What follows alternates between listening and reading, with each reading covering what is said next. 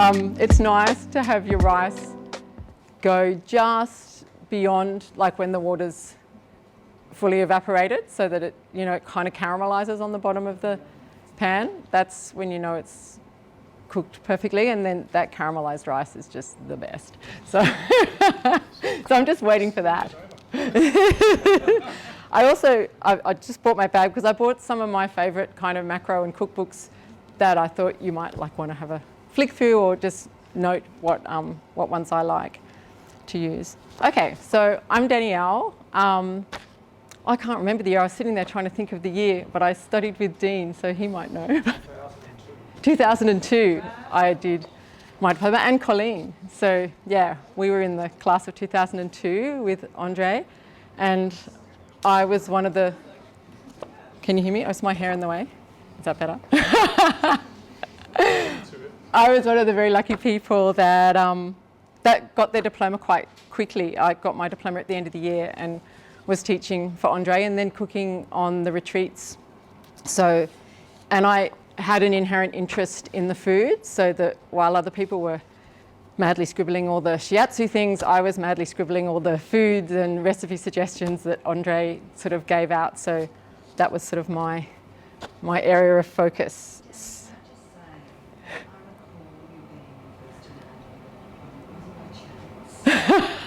Thank you, Colleen. So I'm going to speak today about brown rice and why it's worth the effort to prepare it well. So in macrobiotic philosophy, and that's the dietary philosophy that Ryoho Yoga aligns with, we observe the concept of a principal food. So this means basing one's diet on a balanced and quality food, and that's something that's balanced and quality in terms of nutritional and energetic properties. And then that means then this is deemed an essential thing for maintaining health or bringing someone back from an imbalanced state of illness or disease. So this principal food is thought to be the bulk portion, 50% or more, of your daily intake. This has kind of shifted a little bit now in modern times. Like, a lot of people would never eat that much brown rice or grain or whole grain, but still it's in the macrobiotic philosophy, it's basing your diet on something that is that kind of basic and grounded and neutral, even though brown rice is slightly in the yang, but then most of the things we're exposed to in our society are slightly yin or extreme yin. So having something slightly yang tends to bring balance. But in macrobiotics, the basic original principle was at least 50% or more is your principal food, which is a whole grain.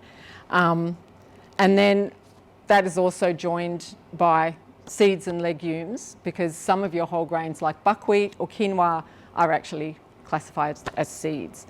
So brown rice has many qualities that qualify it as an optimum principal food, if not for everyday consumption, at least to utilise as a medicinal food that can bring someone back into balance if they've slipped into illness and disease. And that's in a mental or a physical state, because brown rice has this calming and centering quality to it. So nutritionally, brown rice is superior to white rice, which we all know. It contains complex carbohydrates, fibre, protein, fat, phenols and flavonoids, which are antioxidants, vitamins B1, B2, B3, B6, B5, and the minerals iron, calcium, manganese, magnesium, phosphorus, selenium, zinc and copper. During the milling process, which is when they turn brown rice into white rice, you lose about 85% of the fat, 15% of the protein, 75% of the phosphorus, 90% of the calcium, and 70% of the B vitamins. So white rice is kind of basically just starch. White rice, but brown rice actually contains fibre, and we all know fibre has so many good health benefits. And with all the focus on microbiome these days, they're really realising that fibre is really necessary in order to feed a good, healthy microbiome. And a lot of the bacteria in the colon need this undigestible fibre to feed on and survive. So it also has this bulking and sweeping and cleaning kind of quality in the intestines when you consume it.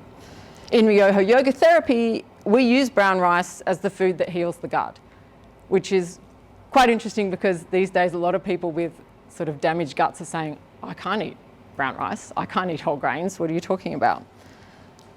So one of the things that I like about brown rice is that it actually requires chewing. You can't actually get brown rice down unless you chew it. And a lot of the foods that we have in our society these days, a lot of the modern, really overly processed foods, you can almost inhale them and get them into your stomach without chewing more than once or twice, which isn't such a good thing because what do you miss when you don't chew your food? You miss your jaw exercise, you miss the toning that you get in your facial muscles, you miss the priming of your digestive system as the mouth kind of registers what's in it and goes, okay, stomach, this is what's coming. You miss the mechanical digestion through the grinding of the molars, and you also miss the chemical carbohydrate digestion from salivary amylase. Now, more than 80% of carbohydrate digestion happens in the mouth. So if we don't chew, we're putting a huge load on the second part of our carbohydrate digestion, which is in the small intestine. So the stomach is more focused on protein digestion. That's an acid environment. It doesn't really break down carbohydrates that much at all. Another positive about brown rice, I'm just going to rattle off all these kind of positive things. Studies have shown that whole grain foods can help reduce cholesterol, lower the risk of stroke, heart disease, and type 2 diabetes, which is strange because you would think a lot of people are encouraged to have a low-carb diet when, you know, they've got these sugar issues. But because brown rice is absorbed more slowly because of its fibre, it is less likely to spike your sugar levels. And they've actually found in studies that because of the fibre and the polysaccharide content of brown rice, it's actually preventative for type 2 diabetes. Regular consumption of brown rice has been linked to weight reduction, cholesterol control, and inflammation reduction. And then a recent study on the antioxidant properties of brown rice have discovered this new compound called cycloartenyl ferroleate, which we can shorten to CAF because it's so much more easier to say. And it has the ability to neutralize reactive oxygen species and protect against cellular damage. So this plays a crucial role in the health promoting effects of brown rice. And they're sort of thinking that this particular compound that brown rice has is one of its kind of superpowers. On a philosophical level, why does Macrobiotics love brown rice so much? Well, they speak of grain as correlating with humans becoming more intellectual and more civilized. Once we could farm food and store it, then we didn't have to have this nomadic hunting sort of lifestyle so much, and we could create settlements and we could start becoming more civilized. And they sort of link that grain connects to a more intellectual kind of smart thinking human being. And also the complex carbohydrate in grains feeds our brain, and our brains require loads of carbohydrate in order to function well. And whole grains as well have the ability to affect you and feed you energetically. So like I mentioned before, they have this calming, grounding, and they affect and they feed you on a spiritual and a mind level as well as a physical level. So this is kind of why there's this big focus on having a large portion of your diet be this simple, grounded, grain-based food. Unfortunately, despite all these benefits and scientific discoveries, brown rice and whole grains are in the health firing line at the moment, because with modern paleo and keto diets and low-carb diets, the grains are getting vilified as these damaging, difficult to digest, substandard foods that block the absorption of nutrients to your body due to their anti-nutrients like phytic acid. And you may come across people, like I have, who swear they just can't digest grains, that they cause bloating and discomfort, and they sit heavy in their gut. And others also complain that rice is high in arsenic. Who's heard that one? And therefore it's too toxic to eat. So why are people having all these problems? My belief is that our modern fast food diets, we promote quick cook versions of everything. You've got quick cook oats, you've got parboiled rice, you've got everything that can be done in a second, so you're not spending too much precious time in the kitchen, and that's one of the major problems. We're focusing less and less on spending time preparing our food, and the women are out working as well and, you know, living their best life, and there isn't this nurturer, home building person who's spending that time building and making good food. And so now you're entering the era of superfoods and sachets and shakes and smoothies, and everything's just in this little sachet, all the probiotics and protein and vitamins and minerals you need, just tip it into the water, give it a shake, and you're off. And people are like, great, why would I bother? Why would I bother doing anything else? And then correct and proper preparation of grains just isn't happening in a widespread way in our culture because of this fast food idea. And also our modern environment is putting extra strain on our systems. So we've got so many more toxins that we've got to cope with these days. We've got more air pollution, we've got glyphosate, which has unfortunately become almost ubiquitous in our society. And it is having a major issue with our, like, interrupting our digestive processes. And even the EMF radiation that we're all constantly exposed to is putting stress on our body and making it harder. So a basic thing like just consuming a whole food is becoming a challenge for us. Also, our culture seems to be obsessed with antibacterial environments, especially since COVID. Our microbiome diversity is suffering because of that. We've got like sanitizers, and then people not wanting to be exposed to other people and other, you know, other people's microbiomes. And this is actually how we build our microbiome, by being exposed to different things, by picking things off the floor, by having pets lick our face, all these things, by having our hands in soil. This is what builds the diversity of our gut, and we're becoming more and more kind of anti that, and that again is affecting our ability to digest these whole foods, because a diverse bacteria is absolutely needed to ensure full and easeful digestion of whole grains. And also, barely anyone chews their food enough anymore either. And that is a key thing. I think that's why macrobiotics fails for many people, is because they follow all the food things, but they don't do the chew thing. And the chew thing is so important. It's what limits the intake of food, because if you slow down and chew it, you don't eat so much. I know I went through this journey myself, that I over-consumed brown rice because I wasn't chewing it properly, and you just feel like you're constantly hungry. But then there's too much of a load on the system, and it is too difficult to digest if you're not chewing it well. I've got a little handout, and I'm happy to send that out to people if they want it, but I did make a little, thing about all the benefits of chewing your food, and I handed out to my retreat participants. But yeah. Which brown rice? I get organic or biodynamic medium grain brown rice. That's your classic standard macrobiotic rice. Your basmati and longer grain rices, they're more suitable for maybe summer, like they're lighter, and you can use them for salads and things. And then your short grain brown rices work for sushi and sort of more dessert-based things, and they're a lot sweeter. Their glycemic index is higher the shorter the grain. So the longer the grain, the less glycemic. So I'll see how much time I have at the end, but I might run through some of those things for chewing when you get to try some brown rice that I'm cooking up for you. So the solutions to these problems, I found when I run seasonal cleanses, what I do is I soak, I ferment, and then I sprout the rice before I cook it.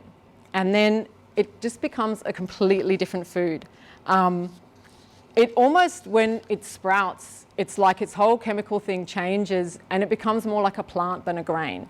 So a lot of the sugars get digested and utilized by the seed itself in order to go into that sprouting process. And I've had like anecdotal personal experiences of people on my cleanses. So I have a lady who has Crohn's disease, and she finds all grains cause major discomfort for her. She gets bloating, she has high acidity, in her gut, and she came along to my cleanse, and I was kind of freaking out a little bit, thinking, well, I mean, you've got Crohn's, and like I watched her kind of totally disintegrate in health with the Crohn's disease, and she could barely eat anything. At one stage, water was like inflaming her. So I said, well, I'm doing this thing with the rice. Let's see how it goes. Like, just let me know. If it is uncomfortable, we'll work out an alternative. But she found that the acidity in her gut calmed down right after the first day of the cleanse. And she was eating the meals that I prepared for her. So I prepare a congee out of that rice for the breakfast with a miso soup. And then I also give a third of a cup of the rice with some veggies, camasio, for the lunch. And yeah, and also instruct everyone to chew really well. But yeah, she found that her gut settled right down. And then she also told me, she said, I might be giving you too much information, but I just want to let you know I had the best bowel movement I've had in a long time at the end of the cleanse. And I said, actually, thank you. I'm really grateful to hear that, because in my eyes, that means it worked. Like, the rice is actually helping to heal the gut. And that's what we hear, but you kind of wonder, because people come to you and they're so adamant that grains are just going to, you know, stuff them up and they just can't do it. And I thought, well, she's an example of someone who had such a highly inflamed gut. She had to get fecal transplants and everything. So yes, so miso for breakfast, miso and congee for breakfast, and then rice, like a third of a cup of brown rice, and vegetables and a little pickle, and then the dinner is shiitake broth and 100% buckwheat noodles. And then another lady who I had, she had been following a grain-free keto and paleo style diet, and she was very dubious as to whether she could tolerate the grain. She's like, yeah, I don't know. I said, well, let's try. We'll see how we go. And she as well said she found the rice in the cleanse easy to digest. She felt nourished and she felt calm, and her digestive system was really settled. And then my own personal experience, which is why I sort of went looking for this, because I also, as I mentioned, overconsumed brown rice, and I used to find when I ate it, I would feel heavy and I'd feel tired, like just really sleepy. After eating, I'm thinking, okay, something's not right here.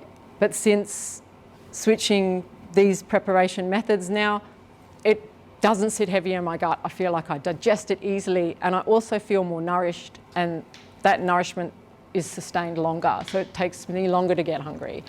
And I've kind of been doing that fermenting thing with a lot of different types of foods. So fermenting flours, soaking flours in yogurts and things before making pancakes, say. And when I eat those types of things, I find that I'm just so nourished by them that like I can get to 3 o'clock before I'm even thinking about food if I have that for breakfast. So I really do feel that that is one of the links missing with the grain thing in our culture, that we're not fermenting them, we're not soaking them, we're not allowing them to go through those changes and bringing in the help of beneficial bacteria, which is what we need to help us. We have to live in symbiosis with all these bugs. We can't just cut them out and think that we can get on our own, because actually we're made up of more bug than human. Like there's more bugs and viruses in our system than human cells. So I did look for scientific studies as well, because I thought, okay, I'm giving a talk to an association, I better have some real things to back me up. And I have got a list of studies that I'm happy to share with you that basically they found phytic acid is reduced by the soaking and the sprouting, and that's a big issue for people. That's the anti-nutrient that blocks the absorption of other minerals. A randomized control study on 11 diabetic patients reported a significant reduction in serum total cholesterol and triglyceride levels following consumption of sprouted brown rice for 14 weeks compared to a white rice group. So a significant reduction in serum triglycerides and total cholesterol levels was also observed in another study, and that CAF compound that they found, that's a primary contributor because it's a really powerful antioxidant. And then there's also studies that show that soaking can really efficiently remove arsenic from the rice. So that's a big thing. People are really worried that the arsenic tends to concentrate in the outer husk of the rice, the bran part of the rice, and so people say, well, white rice doesn't have that, so it's a lot lower in arsenic. But if you soak your brown rice, and especially that long soak and that fermentation process, you're going to get rid of a lot of that arsenic. So that makes it better as well. And also many studies have reported that germinating brown rice can induce the formation of new bioactive compounds such as, I'm not going to be able to say this, gamma-aminobutyric acid. That's GABA, GABA. That's one of the buzz health words of the moment. So this nutrient helps to lower anxiety, it lowers blood pressure, it improves cardiovascular function, and it encourages deep sleep. So maybe now you want to know, how do you do it? So that's what I'm getting to now. So you want to start with fresh organic medium grain brown rice. And I recommend buying it from co-ops or health food stores that have a good turnover, because brown rice and white rice is like so ubiquitous throughout the Asian continents and stuff, is that white rice keeps a whole lot longer because it hasn't got those live bits and the fat bits that can spoil quicker. So brown rice can go rancid. So you don't want to have old brown rice, and you want to store it in an airtight container in a cool space, not in the sun. Then you want to wash your rice. So you do that by swishing it around like vigorously in clean water. And because I live in the mountains, I use warm water for most of my things when I'm trying to do the fermenting thing, because fermentation happens in a warm ambient temperature. So down in Sydney it's probably a lot easier, but you'll find autumn and spring are the hardest times to get sprouting happening, because you've got those wild fluctuations. Overnight it's like freezing, well it is for us, and in the days it's warm. And then so you don't tend to have the heater on because you think, oh, I'll just put a jumper on. But then all those other microbes kind of suffer because they like that constant temperature. So then you cover your rice with at least 3 to 4 centimetres above the level of the rice in your bowl, and you want to use a bowl that's non-reactive. So don't put it in a metal container or a pot, put it in a ceramic or a glass or a Pyrex bowl. And then you cover it with a warm cloth, because anything that's fermenting tends to attract little flies and things. And then you just put it in a warm space, not in direct sunlight, just somewhere warm. If you have a coffee machine at home, that's a perfect place to put it. I don't have a coffee machine, I don't drink coffee, I'm enough of this. So then what you do is, depending on the consistency of your temperature and what that temperature is how long it's going to take to start to ferment.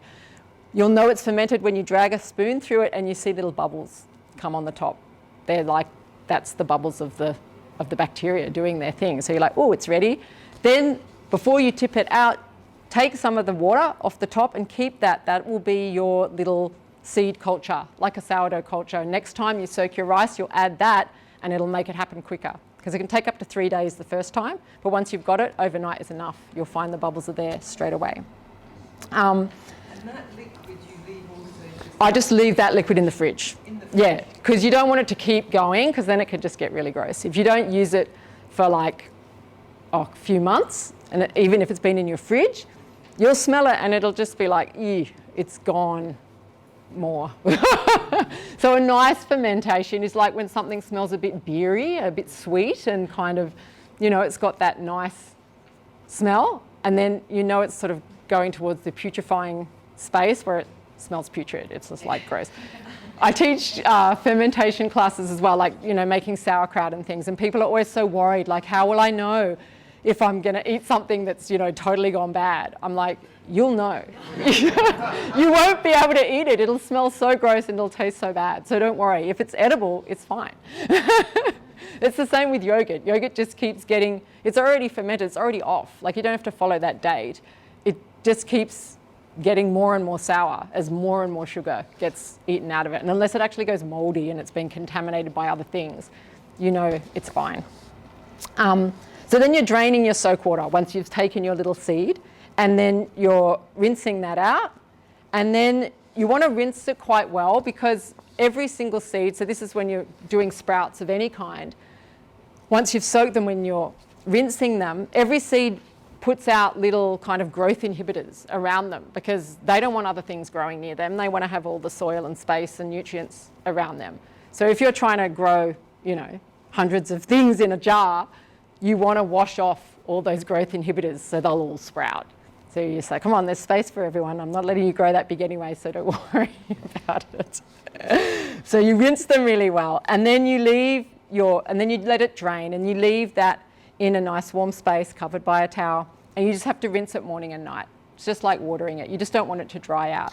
And soon you'll start to see these little tiny tails. Now you don't need them to grow super long. I'm going to hand around a little one. I think I can turn that off now. So this is a little cup of the sprouted rice. I don't know if you can see it.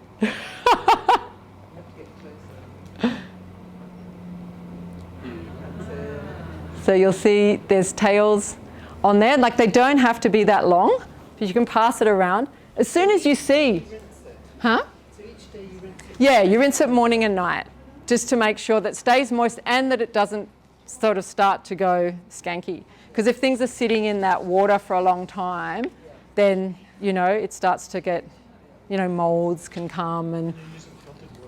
Yeah. So filtered water is always a good thing to use as well, because all the chlorines and fluorides in our tap water sort of tend to be prohibitive of the things we want to happen. So once you notice those little tails, then you know it's ready to go.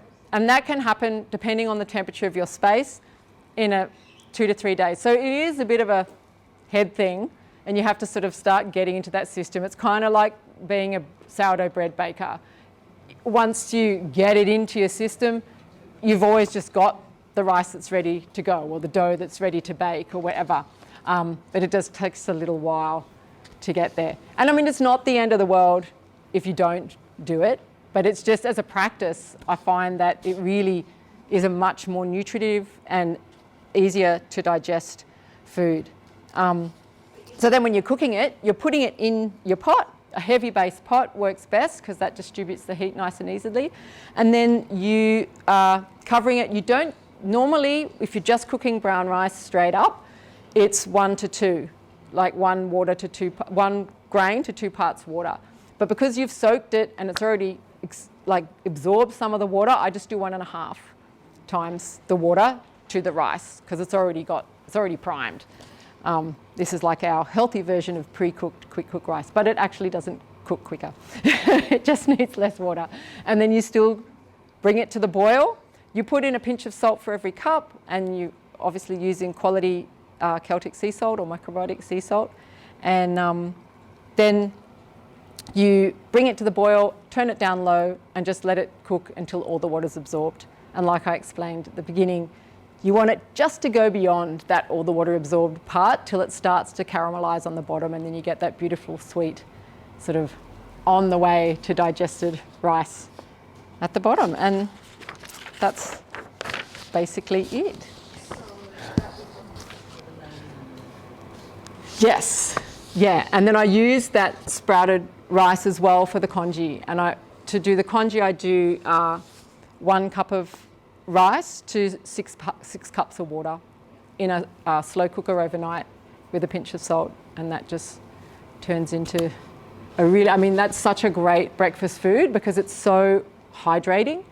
Like, the worst things we can eat is toast and like dry things in the morning, because we've basically kind of been on a mini fast, so we've been asleep, our body does dehydrate because we're not taking in anything, and then we put in something dry straight on top of that. It's like, so congee is so moistening and soothing and a great start to the day.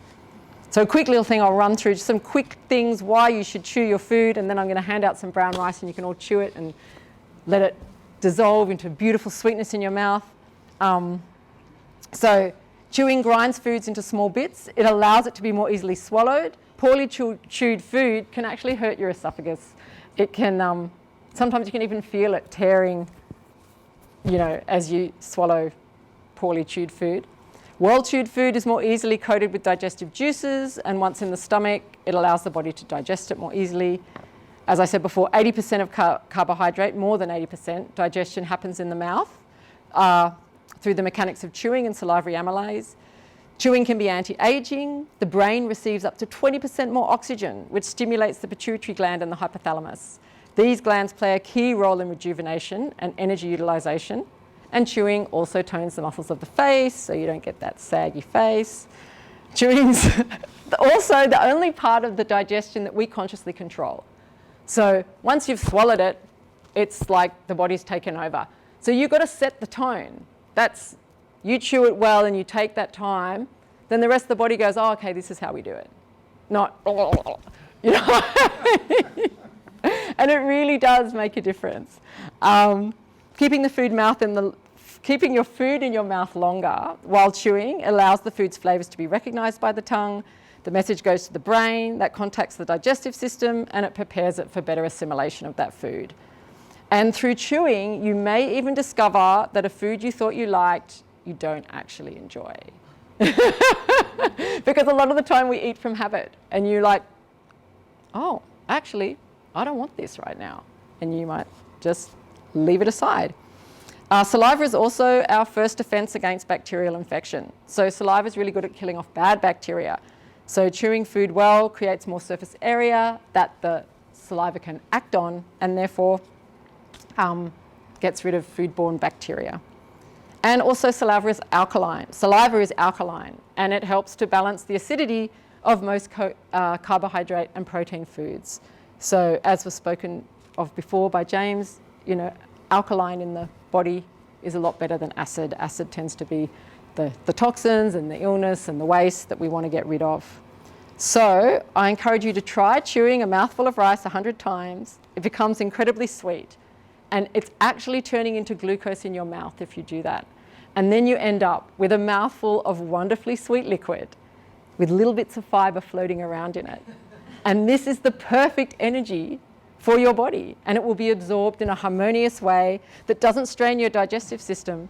Your blood sugar levels will gently rise and be even and calm, and this will bring a wonderful feeling of satisfaction. Thank you.